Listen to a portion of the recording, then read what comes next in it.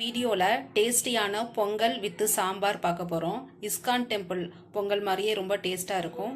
தாளிக்கிறதுக்கு மிளகு, ஜீரகம், பெருங்காயம், முந்திரி பருப்பு, பச்சை மிளகாய், பொட்டுக்கடலை, தேங்காய், கொஞ்சமாக கல் உப்பு, மஞ்சள் பொடி, 2 பல்லு பூண்டு, இதெல்லாம் பேஸ்ட்டாக அரைச்சி எடுத்துக்கலாம்.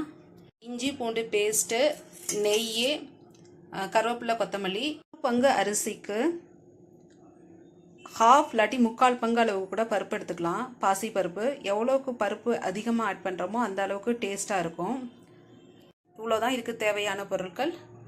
ஸோ மிளகு, சீரகம், பெருங்காயம், முந்திரி பருப்பு, இஞ்சி பூண்டு பேஸ்ட்டு, தேங்காய், பொட்டுக்கடலை, பச்சை மிளகாய், மஞ்சள் பொடி, கல் உப்பு, கருவேப்பிலை, கொத்தமல்லி, பச்சரிசி, பாசி பருப்பு, 1 hour ஊற வச்சு எடுத்தது, நெய். வாங்க பொங்கல் செய்யலாம். பொட்டுக்கடலை எல்லாம் மிக்சி ஜாருக்கு மாற்றியாச்சு. அரைச்சி பேஸ்ட்டாக எடுத்துக்கலாம். குக்கர் ஹீட் ஆயிருச்சு. நெய் போட்டு, நெய்யும் ஹீட் ஆயிருச்சு.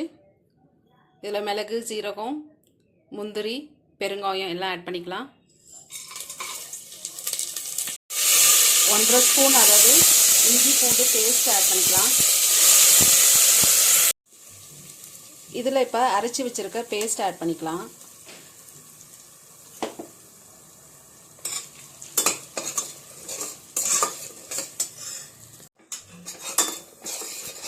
ஒரு 5 minutes கழித்து ஊற வச்சுருக்க அரிசியை சேர்த்துக்கலாம். இப்போ ஊற வச்சுருக்க அரிசி பருப்பை ஆட் பண்ணிக்கலாம். ஒரு 5 minutes நல்லா கிளறி விட்டுக்கலாம். இதுக்கு இப்போ வாட்டர் 1 பங்கு அரிசி, 1/2 பங்குலேருந்து 3/4 பங்கு அளவுக்கு பருப்பு எடுத்திருக்கேன். ஸோ நம்ம 5 பங்குலேருந்து 6 பங்கு வரைக்கும் தண்ணி எடுத்துக்கலாம். அதாவது 1 டம்ளர் அரிசினா 5 to 6 டம்ளர் வாட்டர் எடுத்துக்கலாம். அப்போ தான் லிக்யூடாக டேஸ்டியாக இருக்கும். 5 பங்கு தண்ணி வச்சுருக்கேன், ஆட் பண்ண போகிறேன். தண்ணி அதிகமாக வச்சுருக்கோம். ஸோ லீக் ஆகாமல் இருக்கிறதுக்கு, பொங்கி வராமல் இருக்கிறதுக்கு இங்கே 1 to 2 drops ஆயில் ஆட் பண்ணிக்கலாம். ஸ்ட்ரீம் வந்துருச்சு. வெயிட் போட்டுக்கலாம்.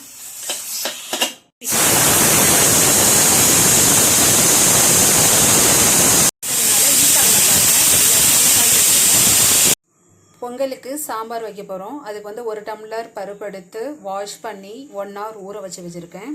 இதில் சீரகம், மஞ்சள் பொடி, பூண்டு, பெருங்காயம் இதெல்லாம் போட்டு வேக வச்சு எடுத்துக்கலாம்.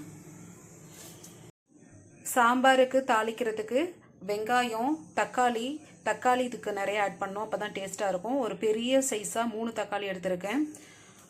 தென் ஒரு 6-7 பச்சை மிளகாய். இதில் மிளகாய் பொடி ஆட் பண்ண மாட்டோம். மிளகாவும், சிவப்பு மிளகாவும், பச்சை மிளகாவும் தான் இதுக்கு காரமே. கருவேப்பிலை, கொத்தமல்லி. தாளிக்கிறதுக்கு கடாயில் எண்ணெய் இருக்குது. கடுகு, சீரகம், சிவப்பு மிளகாய். கடாய் ஹீட் ஆயிருச்சு. கடுகு, சீரகம், மிளகாய் ஆட் பண்ணிக்கலாம். தக்காளி ஆட் பண்ணிக்கலாம். மிளகாய்,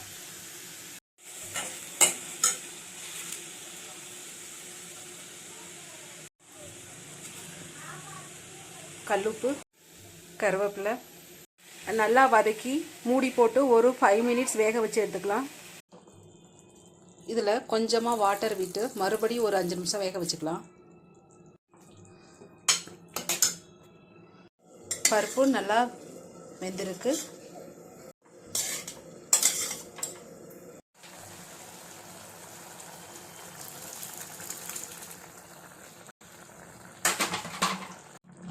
பருப்பு இதில் இருக்க மாதிரி நசுக்குன மாதிரி இருந்தால் தான் ரொம்ப நல்லாயிருக்கும்.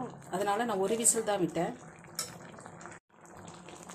சால்ட்டை செக் பண்ணேன், கரெக்டாக இருக்குது. ஃபைனலாக கொத்தமல்லி இலை தூவி ஸ்டவ்வை ஆஃப் பண்ணால் சாம்பார் ரெடி ஆயிரும். பொங்கல் ரெடி ஆயிருச்சு.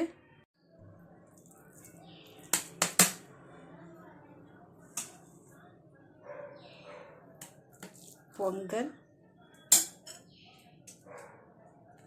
வித் தக்காளி sambar ready, or onion sambar ready. Thanks for watching.